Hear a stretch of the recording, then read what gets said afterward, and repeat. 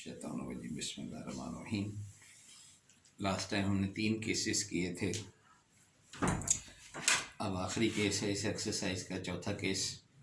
इसमें यह है कि देखें, पहला केस हमने किया एक्सपोनेंशियल फंक्शन का, दूसरा केस हमने किया ट्रिग्नोमेट्रिक फंक्शन का, तीसरा केस हमने किया पॉलिनोमियल फंक्शन, अलजेब्रिक फंक्शन। अब कम्बिनेशन मल्टीप्लिकेशन की फॉर्म में आ जाए अगर, तो फिर क्या करेंगे? तो केस 4,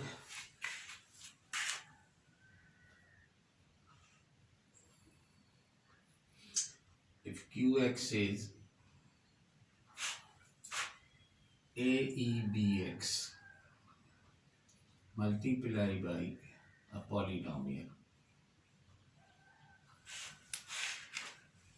तो अगर इस किस्म का केस आ जाए तो हम शिफ्ट थ्योरम लगाते हैं।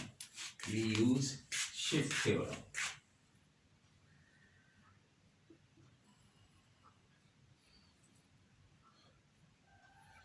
शिफ्ट थ्योरम ये कहती है कि for Y P is equal to 1 upon F D A E B X multiply by a polynomial. तो देखिए, ये तो ज़ाहिर कांस्टेंट है, उसे तो हमने वैसे भी बाहर निकाल सकते हैं। शिफ्ट का मतलब ये होता है कि ये पूरा फंक्शन जो है ये इससे बाहर चला जाए। तो ये तो ज़ाहिर है कि वैसे ही चला जाता है, लेकिन इसे भी अगर हम बाहर शिफ्ट करते हैं तो होता यह है कि 1 अपॉन एफ डी की जगह पे डी प्लस बी, ये जो इसका कोफिशिएंट है एक्सपोनेंशियल फंक्शन का बी, वो डी में ऐड हो जाता है। यानी एफ डी की जगह अब हम एफ डी प्लस बी लिखेंगे और फिर यहाँ पर सिर्फ हमारे पास पॉलिनोमियल रह जाएगा। तो ये पॉलिनोमियल रह जाएगा तो ये केस 3 में कन्वर्ट हो जाएगा। तो एक सवाल इसका देख लेते हैं।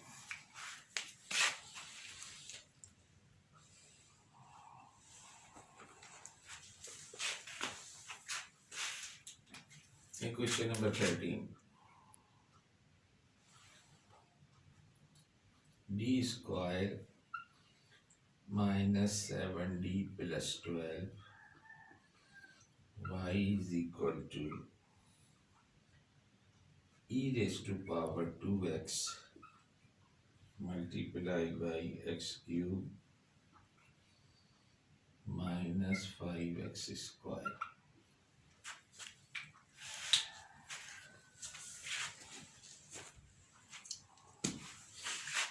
Let me call equation number 1. Reduce equation. B square minus 7d plus 12 y is equal to 0. Auxiliary equation m square minus 7m plus 12 is equal to 0. अच्छा, ये करेक्शन है क्योंकि यहाँ पर बुक में डी क्यूब लिखा हुआ है, तो इसे डी स्क्वायर बना लेना। ये बिल्कुल ऊपर चूँकि डी क्यूब था तो मिस प्रिंटिंग हो गई है, उसी जैसा इसने उतार लिया है नीचे, तो इसे करेक्शन कर लेना, ये डी स्क्वायर होना चाहिए। अब फैक्टराइजेबल है, m-3 and m-4 are the factors.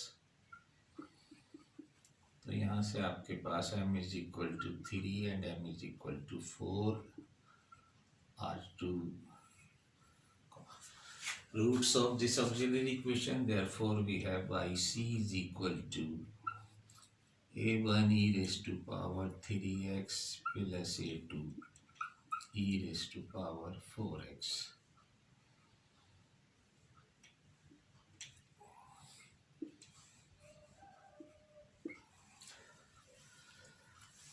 अब आप देखें कि yp के लिए for yp equation number 1 imply y is equal to 1 upon d square minus 7d plus 12 e raised to power 2x and x cube minus 5x square. तो आप shift theorem लगाएंगे, तो शिफ्ट थ्योरम आप क्या करेगी कि e⁻²x यहाँ आ जाएगा, और जहाँ जहाँ भी d है वहाँ वहाँ आप d+2, क्योंकि b यहाँ पर 2 है, होल स्क्वायर -7d+2 एंड +12, और यहाँ ये रह जाएगा x³ -5x²।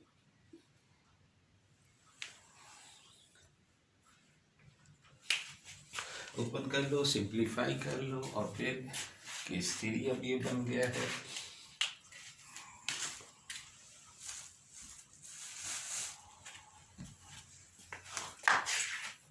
So this implies yp, लो इसे, yp is equal to e2x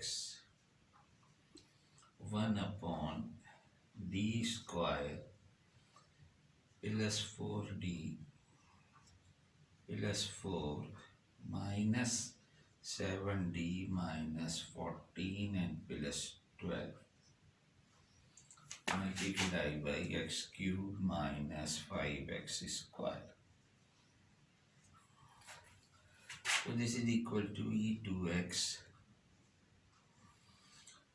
into 1/d², और ये रह जाएगा माइनस का 3d,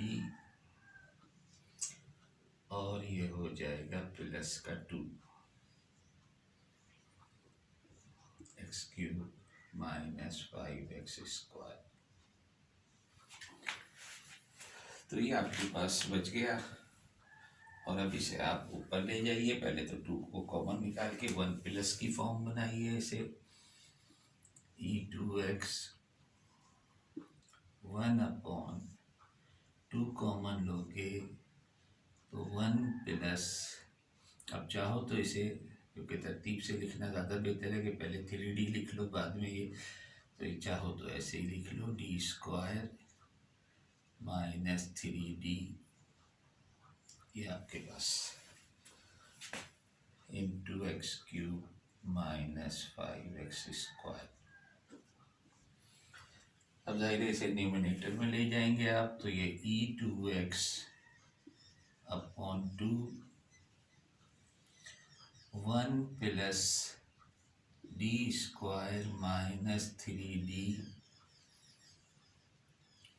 -3d है,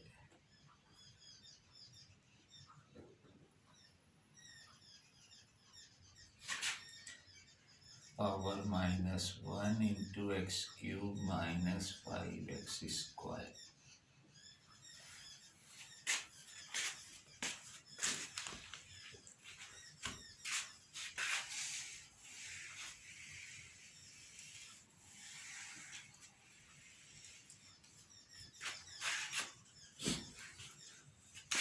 So this implies yp is equal to e2x upon 2, expand करोगे, ख्याल रहे कि यहाँ हाईएस्ट पावर 3 है, तो 1 प्लस है दरमियान में, तो ये minus d² -3d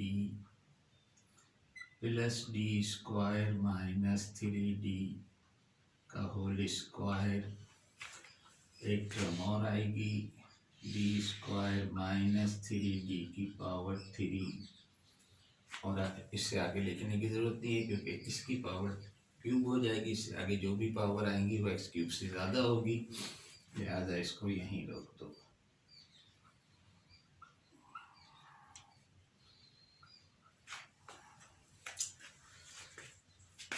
So this is equal to e2x upon 2 1, अब मैं पहले ये d की पावर लिख रहा हूँ, 1 + 3d -d²। अब देखिए आप इसका जब स्क्वायर निकालोगे तो यहाँ से आएगा आपके पास 9d², और इन दोनों का मल्टीपल का डबल -6d³ यहाँ से आया, और यहाँ से सिर्फ एक पावर ये नेगेटिव है, इसके साथ मिलके प्लस हो जाएगी, तो 27d³ यहाँ से आएगा और बाकी सब की पावर ज़्यादा होगी, इसलिए इसकी मज़ीद हमने पावर नहीं लिखी। X cube minus 5x square.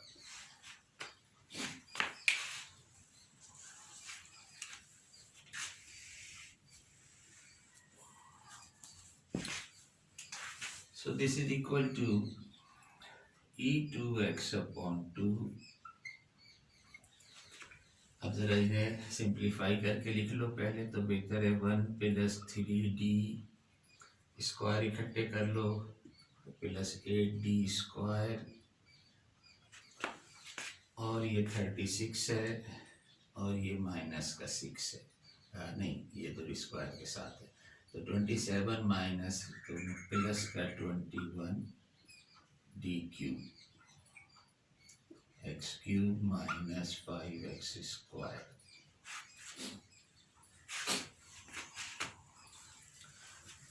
इससे आगे ही लिख देता हूँ मैं। अब आपको इसे हर एक के साथ ओपन कर दो। ओपन करना चाहो चाहे तो डायरेक्ट डेरिवेटिव ले लो। 1 के साथ मल्टीप्लाई करोगे तो x cube minus 5x square plus 3 D का इसका डेरिवेटिव ले लो तो ये 3x square minus 10x plus 8 D square. जब इस पे लगाओगे तो इसका मतलब है कि इसका डेरिवेटिव एक दफ़ा और ले लो, क्योंकि ये डेरिवेटिव आप एक दफ़ा ले चुके हो। इसका डेरिवेटिव लोगे तो वो डी स्क्वायर ऑफ दिस हो जाएगा, तो इसका डेरिवेटिव लोगे तो 6x माइनस 10 प्लस 21, और अब डी क्यूब है तो इसका डेरिवेटिव लोगे तो सिर्फ 6 आ जाएगा। तो ये आपके पास आपने डेरिवेटिव साथ साथ ले लिए। So this implies Y P आपके पास। चलिए अभी ऐसे लिखते हैं, अगले स्टेप में लिख लेंगे e2x अपॉन 2 एक्स क्यूब। एक जैसी टर्म इकट्ठी कर लो, एक्स क्यूब आपने लिख लिया, एक्स स्क्वायर ये है और ये है, ये प्लस का 9 है, ये माइनस का 5 है, तो ये बन जाएगा प्लस का 4x स्क्वायर।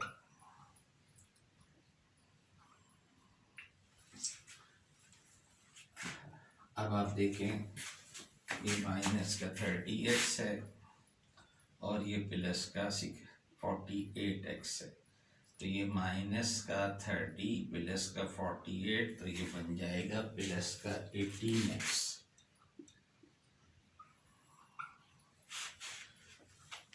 माइनस का 80 जब इसे मल्टीप्लाई करोगे तो माइनस का 80 और प्लस का 126। 126 में से 80 माइनस करोगे तो प्लस का 46 रह जाएगा।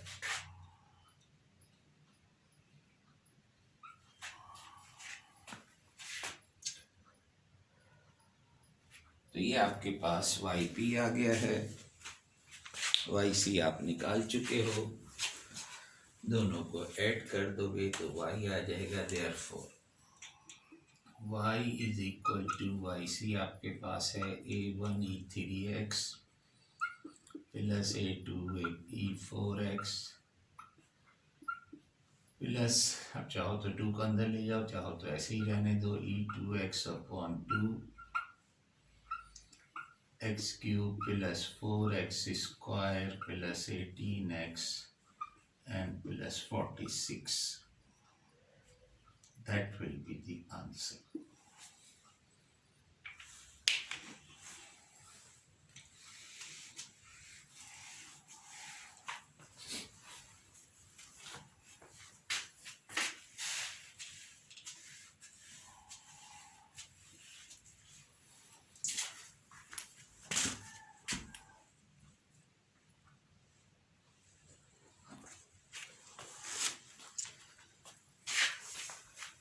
अच्छा, अब देखें एक सवाल, ये क्वेश्चन नंबर 11, ये मैं सॉल्व नहीं करूँगा, सिर्फ आपको समझाने के लिए।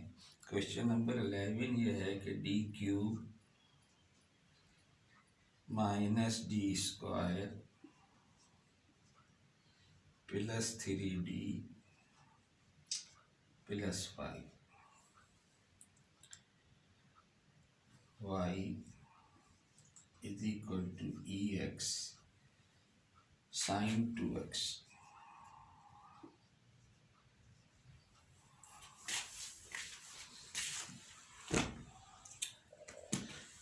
अब देखें जरा ये वाई सी निकाल लेंगे आप। जब वाई पी पे जाएंगे तो यहाँ देखें कि ये पॉलिनोमियल नहीं है, एक्सपोनेंशियल फंक्शन और ट्रिग्नोमेट्रिक फंक्शन, यानी केस 2 का है ये।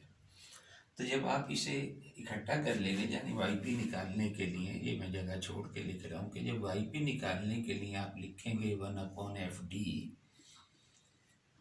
ये यानी ये तो चूँकि साइन एक्स है तो आप इमेजिनरी लेते हैं EX एंड E2YX। तो अब ये जो है केस 2 बन जाएगा, यानी imaginary of 1/FD e raised to power 1 plus 2i into x। तो that will become again case 1, यानी केस 2 है। तो इसमें हमें शिफ्ट थ्योरम लगाने की ज़रूरत नहीं होगी। तो ये केस 4 का के नहीं है सवाल जिसमें ट्रिग्नोमेट्रिक फंक्शन और एक्सपोनेंशियल मल्टीप्लाई हो रहा हो। शिफ्ट थ्योरम हम जब लगाते हैं जब पॉलिनोमियल हो, इसे हमें बाहर निकालना हो, इसे हमें बाहर निकालने की ज़रूरत नहीं है इस ऑपरेटर से। तो डायरेक्ट अब आप इसे सॉल्व कर सकते हैं यूजिंग केस 2 या केस 1। तो इसलिए ये क्वेश्चन नंबर 11 जो है ये उस तरह नहीं होगा जिस तरह क्वेश्चन नंबर 13 हमने किया है। एक सवाल हम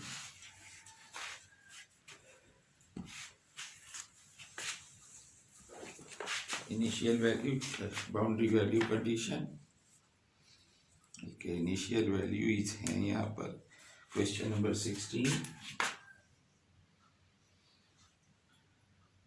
y double dash minus 8y dash plus 15y is equal to 9x e raise to power 2x। Condition given है y0 is 5 and y dash 0 is 10।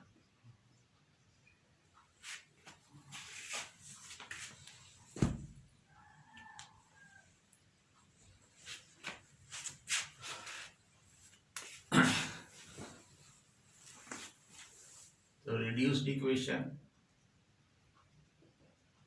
साथ साथ मैं डी ऑपरेटर भी यूज कर रहा हूं।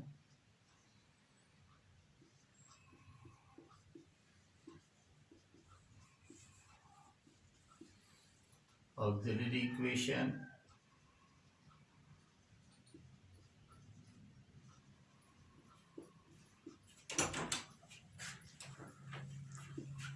फैक्टराइजेबल है।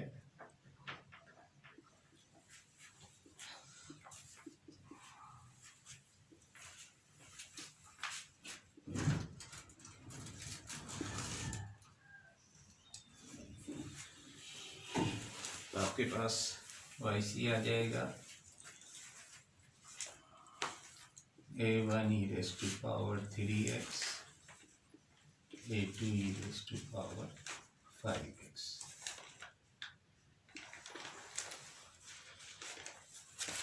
अगेन शिफ्ट थ्योरम लगेगी यहाँ पर। Now consider equation number 1 can be written as y is equal to 1 upon d square minus 8d plus 15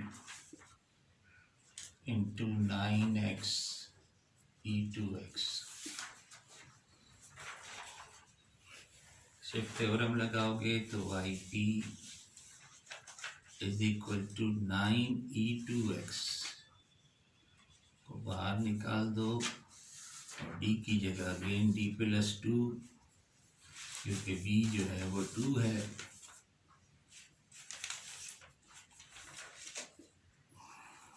और यहाँ सिर्फ x रह जाएगा आपके पास।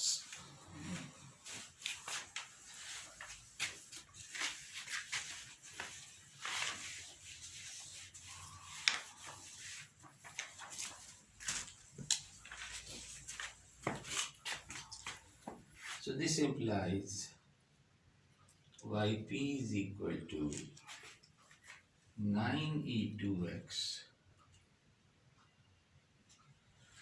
1 upon d square plus 4d plus 4 minus 8d minus 16 plus 15 e and just x, which is equal to 9e2x 1 upon d square, ये 4d है, ये minus 8d है, तो माइनस 4d रहा, और ये आपके पास प्लस का 3 बचा, which can be written as 1 upon 3, जब आप कॉमन ले लोगे 1 plus D square minus 4d into x. So this is equal to 9e2x upon 3 1 plus d square minus 4d power minus 1 into x, which is equal to 3e2d 2x. अब आप देखें यहाँ पर क्योंकि पावर माइनस 1 है और यहाँ सिर्फ x है, तो डी स्क्वायर भी बेकार है इसके लिए। तो इसका एक्सपेंशन जब आप रखोगे फर्स्ट एक दफ़ा जब पावर 1 लोगे तो ये माइनस 4d सिर्फ, तो चूँकि माइनस माइनस प्लस हो जाएगा, मैं इसे लिखता हूँ कि D square minus 4d power 1 होगी, तो इसमें ही हमें डी स्क्वायर ज़्यादा है, जब पावर 2 लोगे तो और ज़्यादा हो जाएगा, तो इसलिए यहाँ से सिर्फ प्लस 4d आएगा, डी स्क्वायर भी से 0 बना देगा। So this implies yp is equal to 3e2x x और ये प्लस का 4d हो जाएगा, तो d ऑफ x जब आप लोग x हमने ले लिया है तो इसका मतलब है जस्ट 1, dx का मतलब 1, तो आपके पास yp सिर्फ ही आ जाएगा 3e2x इंटू एक्स प्लस 4, ये yp आ गया। सो देयरफॉर y आपके पास आ गया a1e3x plus a2e5x and plus 3e2x into x plus 4. Let me call equation number 5. तो ये आपके पास जनरल सॉल्यूशन आ गया, चूँकि आपको इनिशियल कंडीशन दी हुई है लिहाजा पर्टिकुलर सॉल्यूशन निकालना है, और तो 2 मरतबा आप इसको यहीं डिफ्रेंशिएट कर लो या उस तरफ कर लेते हैं, तो डेरिवेटिव 2 मरतबा निकाल लोगे, वैल्यू पुट कर दोगे, ए और बी की वैल्यू आपको निकालनी है, तो दिस इज जनरल सॉल्यूशन।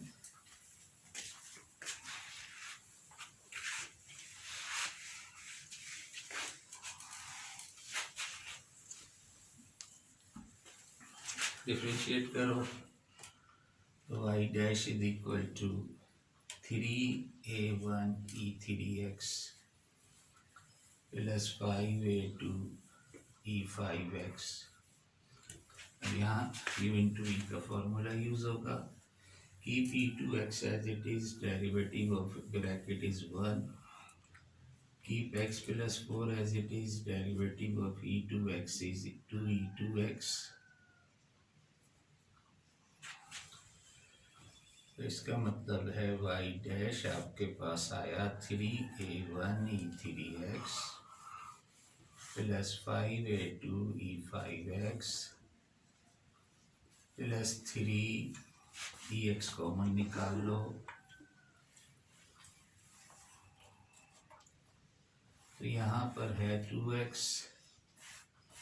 और ये 8 और ये 1 प्लस 9, e2x कॉमन निकाल लोगे तो यहाँ 2x प्लस 8 बचेगा और यहाँ 1 बचेगा, तो ये तो ये आ गया आपको, लेट मी कॉल इक्वेशन 6। एक दफ़ा और डिफ्रेंशिएट कर लो, तो 9a1e3x, या ज़रूरत नहीं है y डबल डैश की हमें निकालने की, बस यहाँ पर वैल्यूज पुट कर दें आप। x इज़ 0, y इज़ 10, यहाँ पर वहाँ पुट करोगे x इज़ 0, y इज़ 5, तो आपके पास x को 0 पुट करो, y डैश को 10 पुट करो, put x is 0 and y dash is 10 in equation 6. So this implies 10 is equal to 3a1 plus 5a2. ये 1 हो जाएगा, ये भी 1 हो जाएगा, ये 0 हो जाएगा, तो ये प्लस 27 आ जाएगा। राइट, x को 0 पुट करोगे 0 तो 27। तो यहाँ से एक इक्वेशन आपके पास आई है, 3a1 plus 5a2 is equal to -17। Let me call equation 8। यहाँ जब आप पुट करोगे x is 0 and y is 5, put in equation 5, तो y 5 आया, और ये a1 प्लस a2, और यहाँ अगेन प्लस 12, अगेन ये 1 हो जाएगा, तो ये 3 से मल्टीप्लाई होकर 12, तो एक इक्वेशन 7 आपके पास आई है ये। This implies a1 plus a2 is equal to -7। Let me call equation 7। उसे अगर 3 से मल्टीप्लाई करके इसमें से सब्ट्रैक्ट कर दो, 3 मल्टीप्लाई बाई इक्वेशन 7, तो ये 3a1 plus 3a2 is equal to -21। Sign change करोगे तो ये आपके पास आ जाएगा 2a2 इज इक्वल टू 4, यानी a2 आपके पास आ गया 2। a2 की वैल्यू वहाँ पुट कर दो 7 में, a1 plus 2 is equal to -7, तो a1 आपके पास आ जाएगा -9। तो ये a1 a2 आप जनरल सॉल्यूशन में रख देंगे, तो ये will get the particular solution. So they put in equation 5. So therefore y is equal to a1 आपके पास आया है -9e3x plus 2e5x plus 3e2x into x plus 4. This is the general solution, particular solution. ये आपके पास general solution था, ये आपके पास particular solution आ गया है। अच्छा, अब जो एक चीज़ मैं बार बार आपसे कहता रहा हूँ, तमाम केसेस में पहले 3 केस कराए और अब ये 4th केस, और ये उसका भी पर्टिकुलर जनरल फॉर्म भी है, पर्टिकुलर फॉर्म भी लिखी हुई है। मैं ये कहता रहा हूँ आपसे कि जो अगर इस जैसा YC में, जो YC ये इतना पोर्शन YC है, YC में अगर इस जैसा Q जैसा कोई नंबर होगा, तो YP में X से मल्टीप्लाई होके आएगा। लेकिन अब देखें, यहाँ पर E3X था, यहाँ E5X था, यहाँ E2X था, तो इस जैसा तो नहीं था, फर्क था। तो जैसा ये है वैसा ही आपके पास YP आया है, यानी YP जो आया वो आपके पास ये आया। तो ये जो YP आया, क्योंकि x पॉलिनोमियल है डिग्री 1 की, और पॉलिनोमियल में डिग्री 1 में ax प्लस b होता है, तो कांस्टेंट भी साथ आया है, यानी पूरी पॉलिनोमियल और डिग्री 1 आई है। वहाँ सिर्फ एक टर्म थी, यहाँ पूरी पॉलिनोमियल ऑफ डिग्री उसी डिग्री की पॉलिनोमियल हासिल हुई। तो उससे पहले वाला अगर सवाल आप देखेंगे तो वहाँ भी ऐसे ही था। अगर वो वाई सी और वाई पी में कुछ चीज़ कॉमन होती है तो फिर वो उसकी इसमें एक्स की पावर का इजाफा हो जाता है। तो ये फ़र्क है। अब ये काम जो है वो अगले चैप्टर के लिए है, तो जो अगला आर्टिकल है हमारा उसको हमें इसी तरह को ध्यान में रख के करना है। अगले शुरू नहीं करना।